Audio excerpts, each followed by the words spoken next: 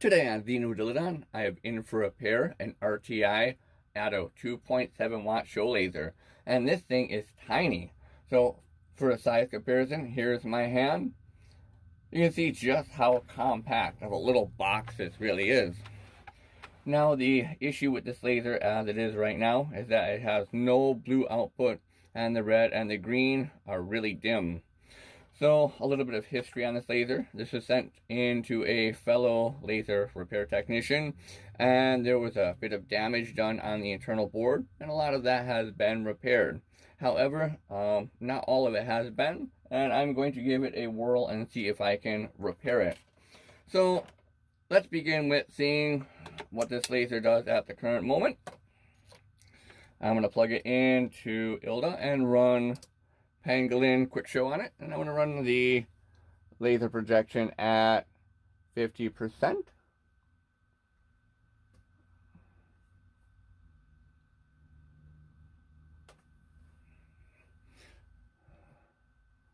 Zoom this out. Turn off the light. As I said, the output is really dim with this laser. Man, that light is annoyingly bright on the back.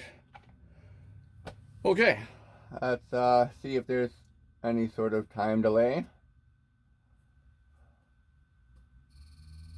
Nope. And there we have output. And as I said, not very much of an output. Very dim. Let's see if we can make that brighter. No, that's as high as it's gonna go. So, as you see, that's a bit of a problem. So, we have a little bit of control of the signal. You can't really see that. That is really dim. More light off. Okay, so I can turn up and down the green and the red. So for example, that's the green and then the red. But it's making like no power. Let's take a look at the galvos real quick. There should be size. Yep, okay, so that's invert and size. And this is position. Oh, that galvo needs to be rotated a little bit because center output is all the way this way for the adjustment, the pan adjustment.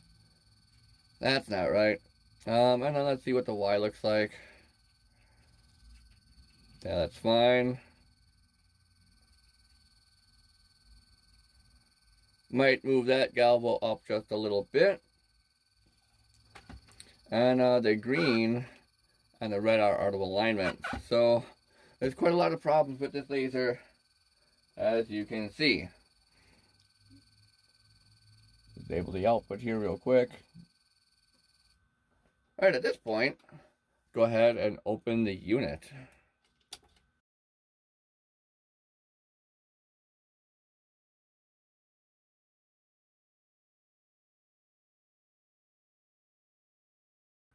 Okay, so here's what we have on the inside of this laser unit.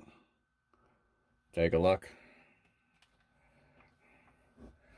So it looks like we have the galvo amplifier here on this board.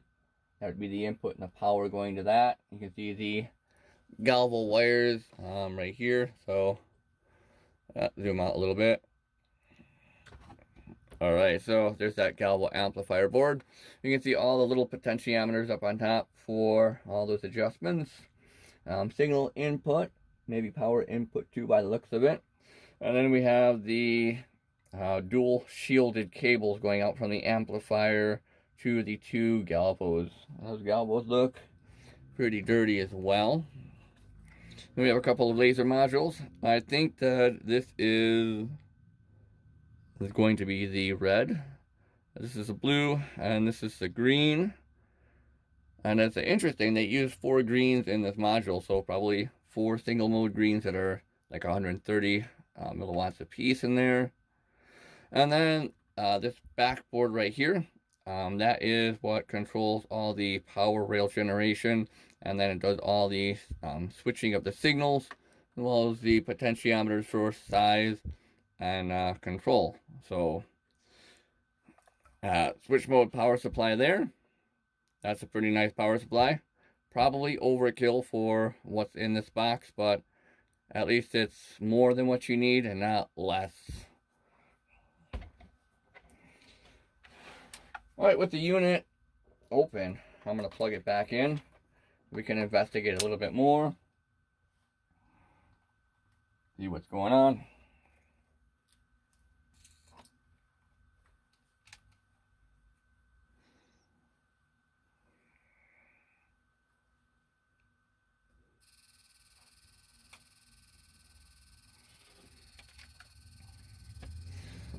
So, as you can see, we have a decent amount of red there.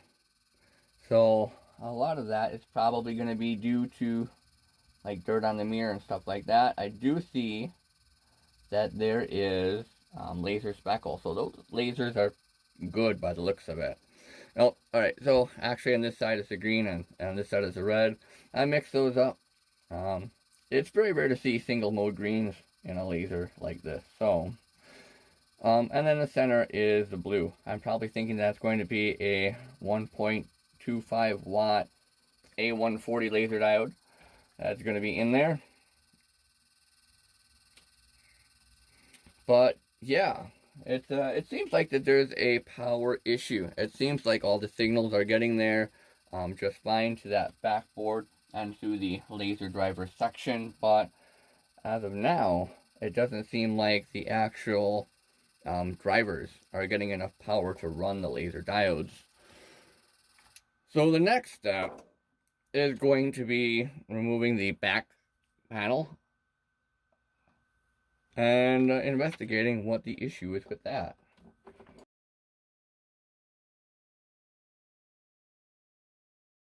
Alright, now that I have the back panel removed, we can take a look at this board in a bit more detail. Starting with the power input. So, these wires right here, the black and the brown, come from the switch mode power supply. This is our 24 volt power in. We've got these wire pairs right here, the red and the black, and those go out to the thermoelectric coolers for cooling down the laser modules. In this section over here, it looks to be a DC to DC converter. So we have an inductor and two MOSFETs, and one of these will be doing the switching, and the other one will be doing the synchronous rectification. So that's probably lowering the voltage and raising the current for those thermoelectric coolers. Over here, probably the PTC thermistors for the feedback for the temperature. Now this section right here is another DC to DC converter section, and this is the culprit of the problem. So we have a chip right here which probably does the switching of the inductor over here, and then there's a diode here that does the output rectification. This is a non-synchronous DC to DC converter, and this probably steps down the voltage from that 24 volts for the laser driver section. So the laser driver section is this section right here. We have three final output transistors, three current shunt resistors here. Looks to be dual operational amplifiers in these 8-pin packages. And these little 3-pin parts right here are probably a voltage reference. So how this section works is that we have a voltage reference, and that voltage reference is fed into the operational amplifier. And then we have this resistor right here. So this resistor will be tied to either positive or negative. And as current goes through, there will be a voltage that is present across the resistor that is compared against the voltage reference. And that is what handles the constant current output going to the laser diodes.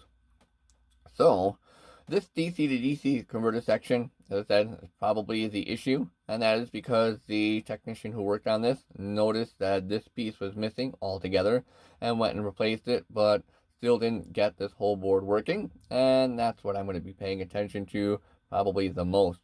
Though I did notice another thing, and that is these two chips right here, and it looks like these chips handle the signals that come in from the ILDA input and route them to the other parts on the board. So say to the constant current regulating section here, and then down to these pins right here, which handle the output for daisy chaining the ILDA input, or the ILDA signals. So let's go ahead and I'm going to remove the signal cable going to the galvanometers if you don't need that. And let's go ahead and see what we can find out. So I want to verify what's connected to what at this point. I'll be using diode check on my meter. Go ahead and zoom out. We have that here. And I want to see what the diodes inside the laser modules are switching on. So to do that, I am going to put one end of my probe on the power input. Let's start with ground and see if any of the outputs going to the laser diodes are attached. So start with these. And I'm waiting for a long beep. Nope. Let's see if negative goes to the base of these current shunt resistors. Nope. Check the other side of this connector here. Oh yeah. Okay. So, by the looks of it, this side is the negative, and the laser diodes then would be regulated on the positive. So, go ahead and check that. I'll put that on the positive, see if the resistors are connected to that at all. Nope, doesn't look like it. Alright, well, let's go ahead and put power back into this and see what switches and what doesn't switch. To do that, I am going to use my little DIY magnetometer. I made a YouTube video about this, and you can go ahead and check that out. But this just lets me scan different magnetic fields, whether they're static or alternating. And I'll be using the alternating capabilities of that to check the inductors. So, go ahead, get this all connected. Alright, so the laser is disabled in software right now. Go ahead and scan the inductors.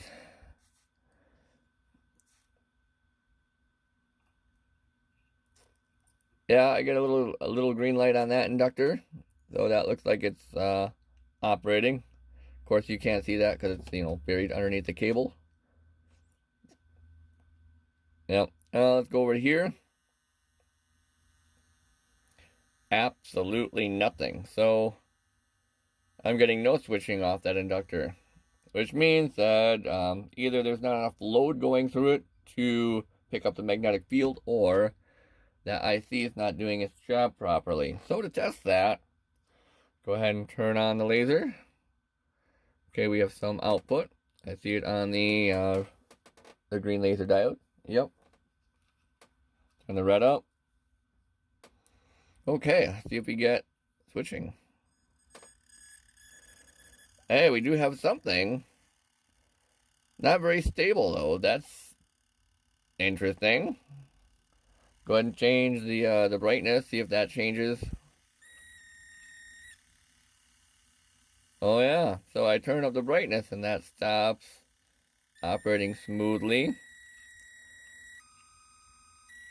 And it stops operating completely when I turn off the green. So it does look like that inductor is trying to switch, but it's not switching correctly, and it's being loaded weirdly. Alright, I'm going to turn off the laser.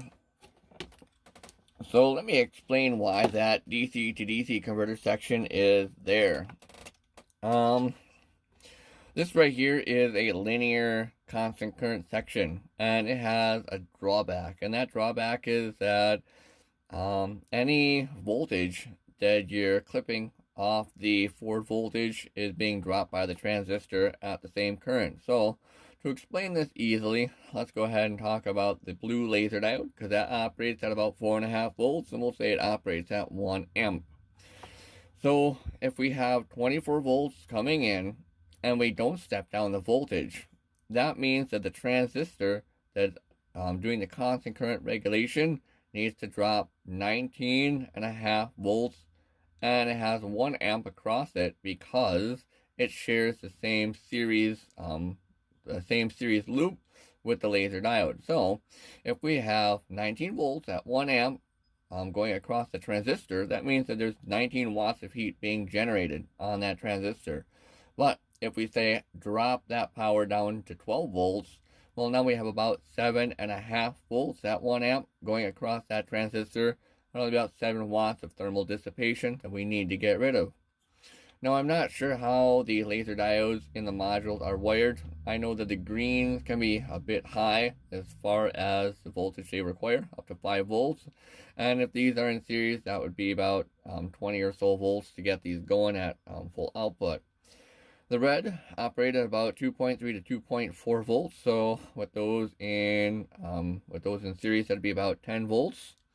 And yeah, it looks like we're almost at 10 volts ish, given that the red is the brightest thing. So what I want to do is I want to go ahead and see what voltage is coming off the 2 pins that are supposed to go to the back of this blue laser diode here. And I am going to turn down the red and the green modulation, turn up the blue modulation as high as it will go on the knob in the back. I'm going to plug the laser in. I'm going to turn it on again, and I want to see what the unloaded voltage is on the output. So, go ahead, connect it. We should be getting something. Here we are.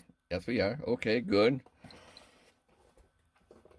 And it should at least be under the 10 volt range, because we're not getting power to the red, but we're getting enough to turn them on pretty decently. So see we get here.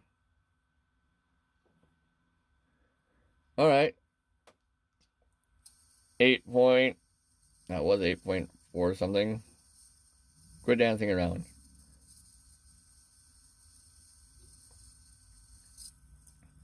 All right, we're getting 8.4 volts. And we're also going to note that the one without the red is the positive. Okay.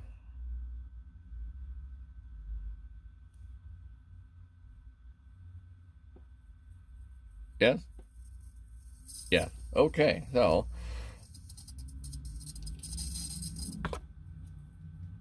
make an interesting noise. Stop that. Okay. We're going to unplug the laser for now.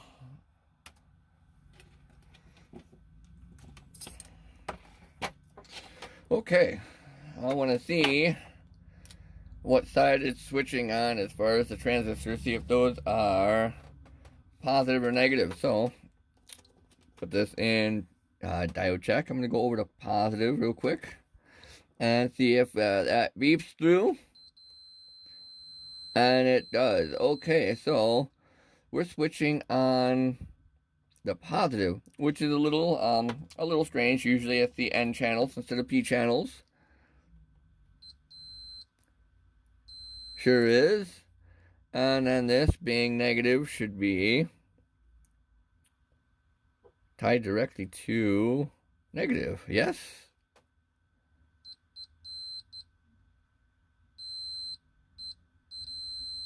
Okay, it is. All right, so it looks like this DC to DC converter is providing a lower positive voltage that's going out to the drivers.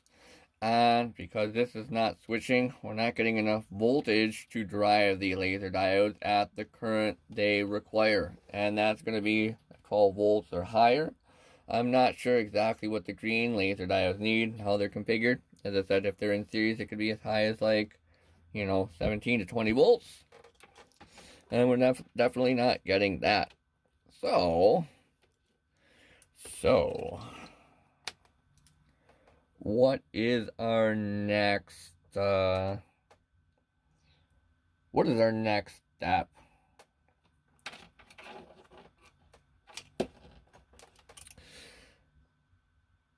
At this point, I don't really know. I'm going to have to take a look at this section in a little bit more detail, make sure everything's connected. It does seem like it's trying to provide the output voltage, but it's just not switching correctly, and when it's loaded, it's giving up. So, I'm going to go ahead, I'm going to pull this board out, we can take a look at this board in a little bit more detail. Maybe hook up some dummy load LEDs and start maybe injecting power manually with another source. See if we bypass this section, see if we can fix it. There's options, and we'll figure them out as we go. So I went ahead and removed the board from the back panel completely so I can do further diagnostics on it. And I also took time to look at the data sheet for this chip. This is an LM22678. And the pin that I'm most concerned with is the second one from the right. So let's zoom in on that real quick. Okay, so take a look at this pin. This is actually the feedback pin, and it is connected to 2 resistors. So you got this resistor right here, and that is actually connected to the positive output. And if you follow that trace all the way down, it goes through the resistor here and out to the LED. So whenever that orange LED is on, you know the DC to DC converter is putting out something. There's another resistor right here, and if you follow the track, it ends up going through and over across into here. That's a little bit of a weird circuit, but it does look like it connects. So this resistor is connected to ground, and this connected to the positive output. That's going to form the resistor divider network for the feedback compensation. What I noticed is that this resistor right here, it looks like it's probably seen better days. This one looks pretty good, so it could just be an issue that resistor here got damaged. I also want to make sure that is actually connecting here and isn't an issue. Make sure that feedback compensation network is proper. So that's my concern right now. Maybe there's a problem with those resistors, but we do know it's trying to do something. So the other test that I want to do is I want to put a load on the output of the DC to DC converter, which is these wires right here. Let me flip over the board and show you how that's connected. So you have this larger via right here in the board, and that via goes up through here and connects to all the transistors. So that's going to be our common positive input, and then it's actually regulating current the opposite way that I'm used to through the shunt resistors, doing that current sense detection. So that's positive, and as I found before on the connector on the back, that's just negative. So I put a negative wire here. So we got our input, got our output. We should be seeing about 8.5 volts as it's currently set. I have my power supply set to about 20 volts. Don't need to feed that much power into it. And in a couple of seconds after flipping the switch, we should see this LED come on. Wrong LED. We should see these LEDs come on. Okay, awesome. So that means we should be getting the 8 and some odd volts on these 2 wires. Zoom out so you can see the meter. Okay, let's see if that voltage is present. That's AC.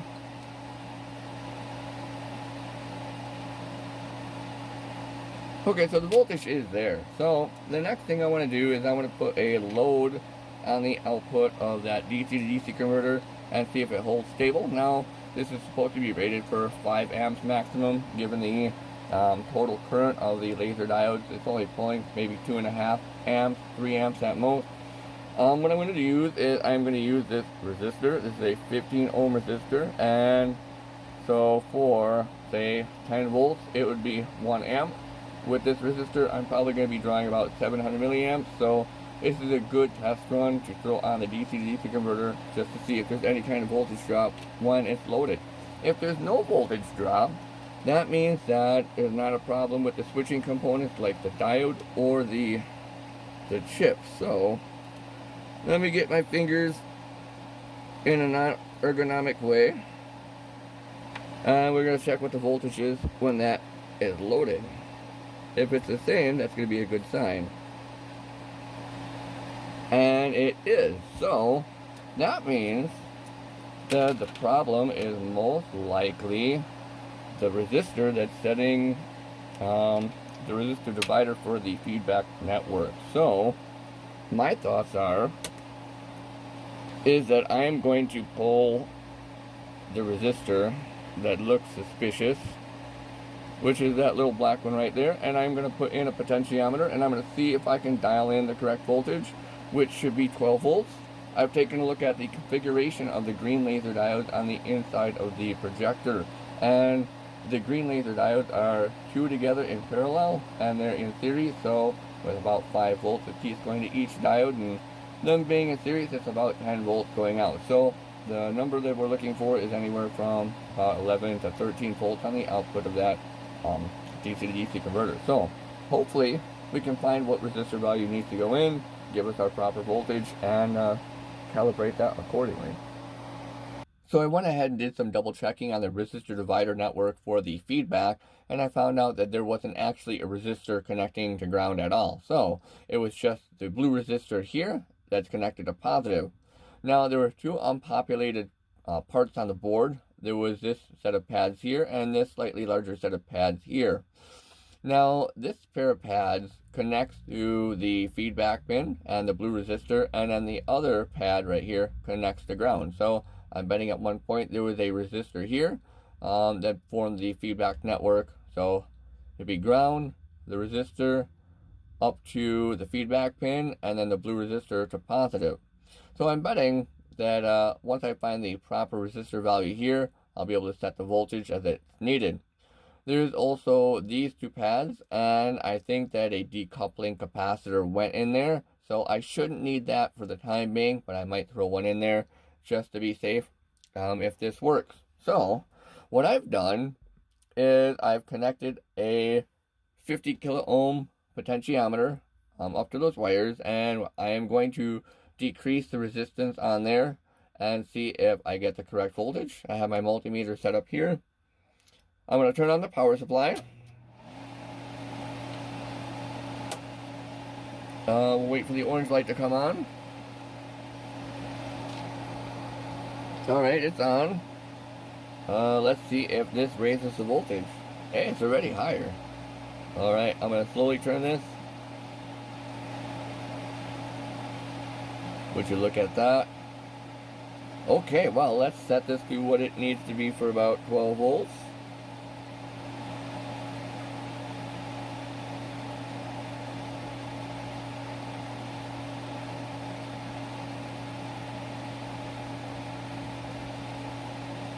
Okay, perfect. That works. So all I need to do now is remove this potentiometer, and I need to measure the resistance between the sweeper and this pin here, and that will give me the resistor value I need to throw on the board so we get the proper 12 volts out of that DC to DC converter. From there, it should give us the proper voltage and current to power the laser diode. So that's the next step. So I tested the resistance across the potentiometer, and that came out to be a very suspicious 9.96 kilo ohm. So I'm betting the resistor that went between ground and the feedback pin was supposed to be 10K. So I went ahead, I installed a 10 kilo ohm resistor on the board, and I reinstalled the board on the back panel and reconnected all the wiring. So it's time to do a test and see if that fixed the DC to DC converter problem. Knock on some wood. Hopefully this works. Any wires crossed? Nope. Okay, looks good. That light comes on. Do we get the orange light? Yeah, we get the orange light. Okay. Let's connect the ILDA and see what we get. Okay. 10%? Show it now. Oh, that's immediately brighter. I can see that. Okay, well, let's turn up the brightness.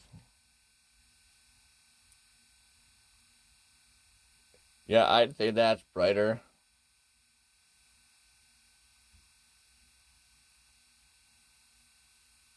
Okay, cool. Where's green? Oh, okay, green's not hitting the mirrors because I pulled the green module out to check the wiring. That makes sense. Okay. Well, that's a good sign. It looks like the next step is to figure out what to do with the blue laser diode situation. But so far, we fixed one problem. And now on to the last major thing, which is repairing the blue laser module. So let's take a look and see what we have here. On the inside, you can see that there are 4 prisms. So 1, 2, 3, 4. And these are actually 2 sets of anamorphic prism pairs. So we can treat this as one set and treat this as the other set. To explain why there are anamorphic prism pairs inside of this laser module, I have to explain how laser diodes work. So laser diodes have 2 axes of output. They have the slow axes and the fast axes. So sometimes you'll see like an oval or a bar output on a laser diode. And that's because these axes don't always get collimated at the same distance by the same lens. So sometimes they'll use cylindrical lenses, and sometimes they'll use a regular spherical or aspherical lens with the anamorphic prisms. And the anamorphic prisms actually act like a lens that can focus the light in a single axis. So say for example, if the fast axis was too wide, you can go ahead and adjust that focus with prisms. Let's see how this is put together. Yeah, it looks to have a little set screw there, so I've already got the bit pulled out, and let's see what we're dealing with. Okay, out. Yeah, that was easy. Oh, this might not be though. So it looks like the laser diode and the lens are actually put together on this one piece of metal, this tube. So I think the best way to go about this is that I am going to actually cut off this front section that contains the lens very carefully, and I am going to epoxy that in the front of the module here. Now the back has the laser diode in it. Now once the front is cut off, I can punch that laser diode out from the front and then put a new laser diode in. But I don't know the exact focus of any given laser diode versus the collimating lens. So with the collimating lens already glued in there, I should be able to move the rest of the carrier with the lens in back and forth and then lock it into position with the set screw. So that gives me a way to perfectly focus the new laser diode once it's all put together. And then once the rest of the carrier with the laser diode is put in and focused, I'll probably run a little bit of epoxy along the edge just to make sure it doesn't move or fall out of alignment. To do that, obviously I don't want to mess up this piece, so I'm going to go and look around for a small piece of aluminum tubing that I can throw around this while I put it into the vise and saw that front portion off. I think a good candidate for a sacrificial tube will be to look around for an electrolytic capacitor, kind of cut the ends off of that and go from there. So I'm going to go ahead, I'm going to do that, and I'll also probably end up cutting this off camera. Once that's done, I'll come back and press in the new laser diode. Alright, well that whole process went pretty smoothly. So let's take a look and see what I've done. So as I was talking about earlier in the video, I went ahead and I cut that diode and lens carrier into 2 sections, and I epoxied that front portion with the lens inside of the whole laser module block. So there that is.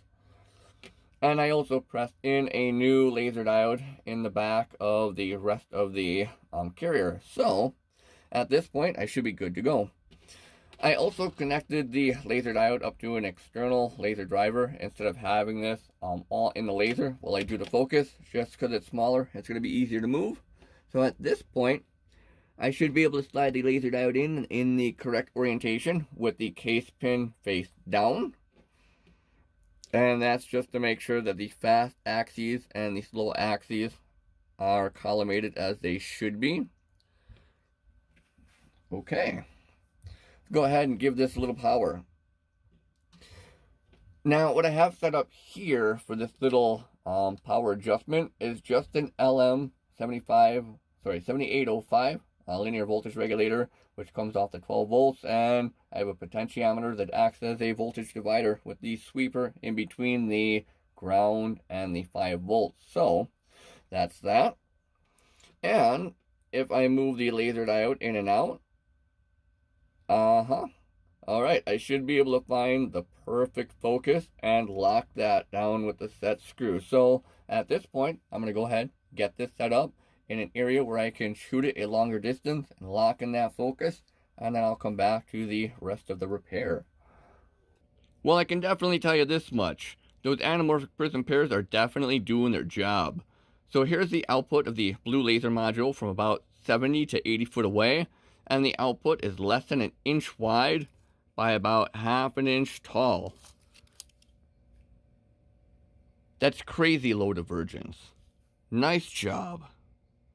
Okay, I just finished installing the blue laser module, and at this point, everything I know about show laser repair tells me that we should have all three primary colors, red, green, and now blue. So, let's see what we get. Plug that in. Wait for the annoying yellow light to come on. Annoying light is on. Okay. Hey, we do have blue. That's good. It's not aligned, but we do have it. Let's see if I can nudge that over real quick.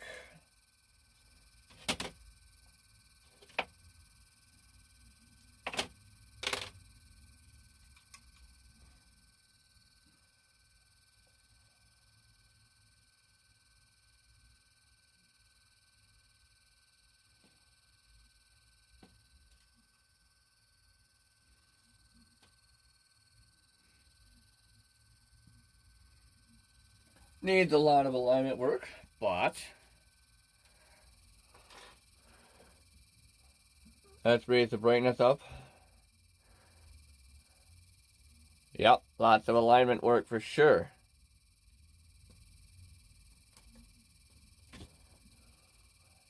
Stop. Okay, let's see how that looks. So, atmospheric classic statics. Let's do a nice rectangle. Enable laser. Yeah, cool.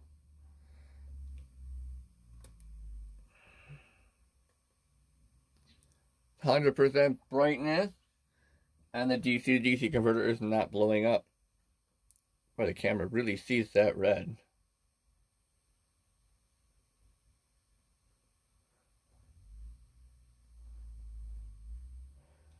Okay, well, yeah, time to start doing alignments now. So I'm going to start this alignment off with the optics that handle the red, green, and blue laser mixing. And then this optic here, which is the final balance mirror that shoots the beam towards the two galvanometers. If we take a look at the output, we can see that the misalignment is mostly in the vertical axes. And due to the reflection geometry of the X and Y galvos, that means that the alignment process that we're going to be paying attention to is actually going to be in the horizontal. So, let's go ahead and see what we can fix with that. Starting with the green, we want to bring that down to the red. So, I'm going to loosen the screw that holds that whole optic down. That's a very tight screw. Alright, and then I'm going to move it horizontally. And see if we can get that aligned with the green.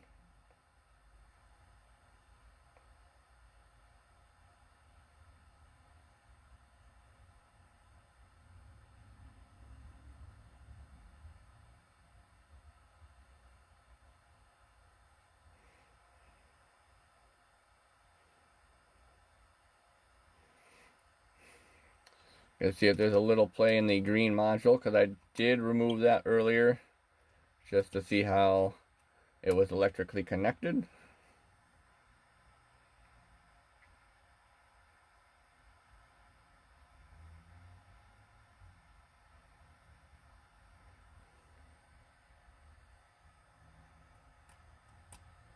It's going to be a little bit of fiddling around, so I'll just see what I can do at this point, and we'll fast forward the video.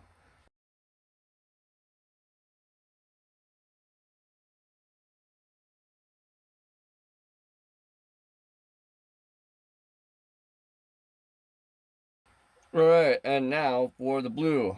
And the nice thing about the blue is the adjustments on the back of this mount are accessible. So what I mean by that is if we take a look at this mount over here, you'll see that there's a little set screw here, and then another set screw here in this Y configuration.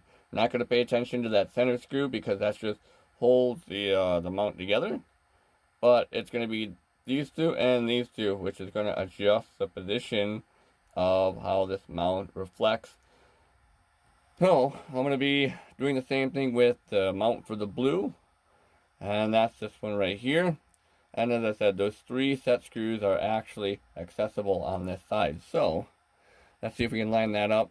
And it looks like that's going to require some vertical and horizontal adjustment. So let's start with the vertical at this point. Well, what screwdriver can I fit in there? I don't think I can fit the screwdriver in there. Okay. Let's try just the fingers and the bit.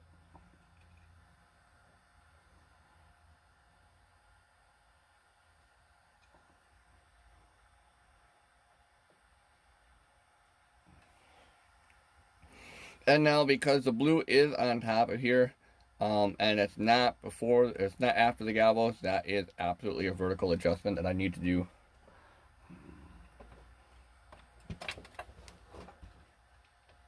Wrong one.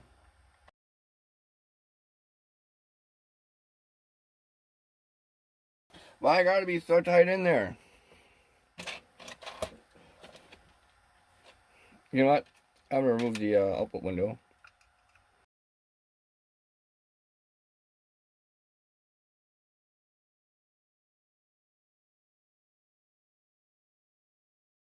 That should be all of the lasers. Let's see how they're hitting on the galvos. Terribly.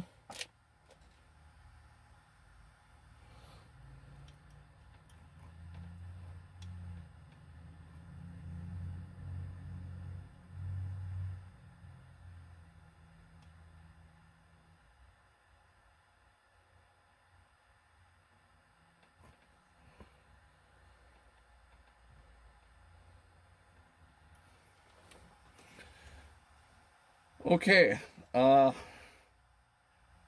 is an absolutely terrible white balance. That red is really hitting hard. Okay, let's bring up the brightness. Yeah, the green isn't as bright as I would expect it to be either. That's interesting. Let's put on green by itself. Huh.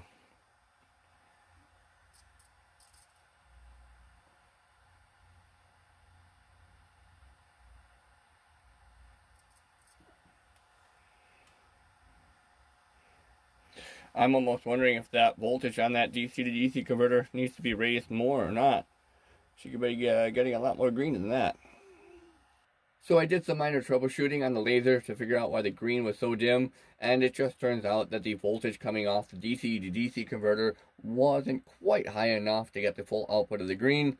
So I went ahead, I threw the potentiometer across the 10K resistor that I threw in there, found out that adding an additional 17K seems to have increased the brightness and fixed those issues. So let's go ahead, give this a test run, and see what the output white balance looks like now. Enable laser. Still very pink. Bring up the brightness. Much better. Much better. That is a proper white coming out of that. Very good. Very good. Linearity is not the best on the RTI, that's for sure. But once it's out and up there, it has a nice output. Time to do the far field alignment, and this one's going to get a little tricky. As you see, I have raised the red and the green laser modules up off the optical table with these brass standoffs. And the reason why I did that is because I need to gain access to these adjustment screws on the sides of the modules. To understand what I'm going to be doing in a little bit more detail, let's take a look at the inside of the module real quick. And you'll notice that there are 4 optical mounts. So Each one of these are mirrors for doing the knife edge combining. So the lasers come in this way and then reflect out towards the front. To manipulate the alignment, that's going to involve these 4 screws on each one of those mounts. And we're not going to be paying attention to the center screw because that center screw pretty much just holds everything together and it sets the distance of that mount. The 2 screws on the top and the 1 screw here on the bottom are the actual alignment for doing the positioning of the beam. And this isn't just left and right and up and down, but more so a triangulation of the pressure from those 3 screws. So for the simple explanation, the 2 upper screws will do the horizontal more so, and then the bottom screw in conjunction with the 2 upper screws will do the vertical. So my plan is to first do the alignment on the red laser module, then drop that back down onto the optical deck, and then move over to the green laser module, and then place that back where it needs to be as well. Once those are fully aligned in the far field, I'll go ahead and do the fine positioning of these optics, which handles mixing the 3 beams together and making sure that those all look good in the distance as well. So that's my plan of action. Alright, so I have the camera ISO set down a little lower so we can see the output of the beam. And it looks like right here, there's 2 beams that are on top of one another. So we'll treat that as center. And then we have one that's walked off to the right and one that's walked off to the top. So I'm going to see if I can sneak this over and sneak this down. Now you already know the steps of the dance as described. So I'm going to go ahead and see what I can do. I'm going to take the tool. I'm going to dip the tool in between the laser output and then the reflector. So that'll tell me what beam is giving us the problem. So I'm going to start with the back beam, see what that one is. Okay, so the back beam is the one that's off to the right. So I'm going to go ahead and make that adjustment. Now, because the galvos aren't reflecting the image, the horizontal and vertical adjustments aren't translated. So that will be a horizontal adjustment. And just like that, that's slipped into position. Okay, now for this top one. So moving on to the second from the rear. That's center. Okay, so second from the front is the one that needs to be brought down a little bit. We'll go ahead and do that.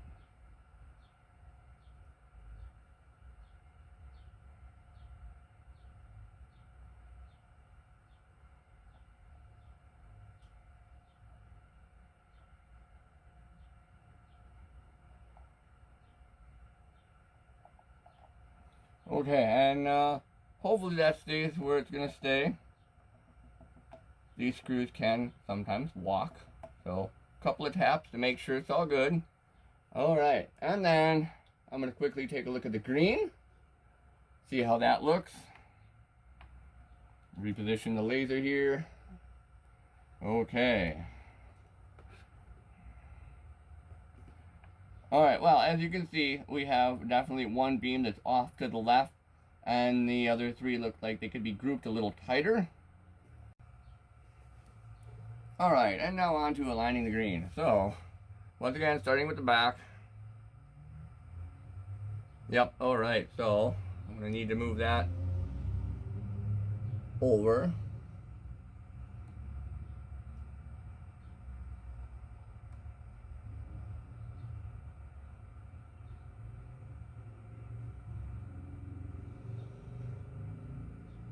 Okay, let's bring the other one down a little bit. That one's good. That one's good. Okay, so that one, only one is raised up too high.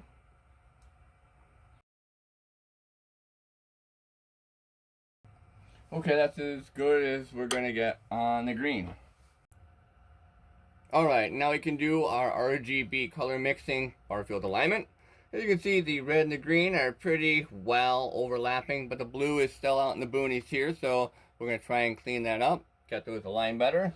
And it looks like it's going to be a lot of horizontal positioning due to the vertical nature of this blue on here. So let's go ahead and nudge that over now that it's reflecting off the galvos, we got that 90-degree translation. So let's go see if we can fix that. I'm going to move this horizontally.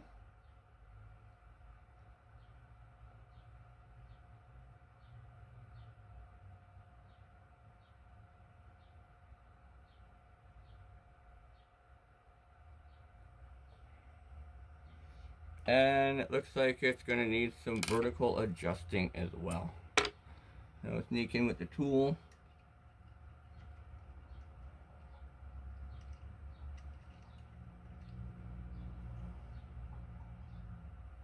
See, I grab something and get that turning. That'll work.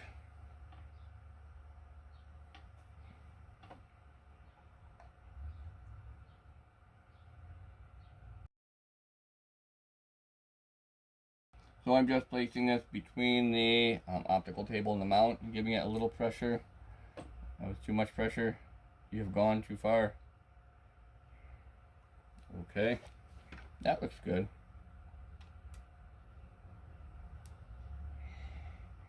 The green looks like it's a little off on an angle, so that's going to be both horizontal and vertical adjustment.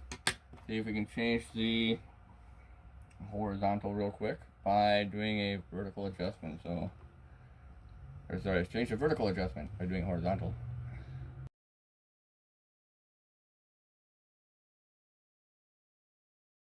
Does look like it needs a little horizontal adjustment. Those optics are good and trapped in there. It's not exactly the easiest lasers to align. I'll say that right now.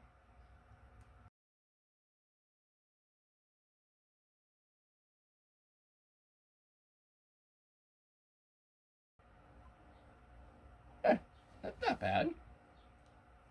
I'll take it. This little lunchbox laser is done and dusted, and I really do mean little. The RTI Atto is probably the smallest show laser unit to have landed on my healing bench. Now I know I did a rough comparison between it and my hand, however that really doesn't convey its true size. So let's compare it against something you might be more familiar with, and that is a computer hard drive. So that should give you a better idea of its true size. Now I will say the RTI does perform really well. It has very low divergence, has decent scanners, and the selection of laser diodes seems to be really good. However, it's also really complicated and compact, which makes alignment kind of not the easiest job. I also don't like the lack of sealing on the output aperture window and around the edges here, but otherwise it's a pretty neat little compact laser all in all. And it was fun to work on something that's a little different. Anyway, let's go ahead, turn this on, and see how it looks. One last thing before we check out this laser in action, and that is I would like to thank Adam for his role in the repair, as well as sending me up this repair puzzle for me to try and figure out. I had a lot of fun doing so, and I'm glad this whole unit came back together and we got it working. As always, stay tuned for more.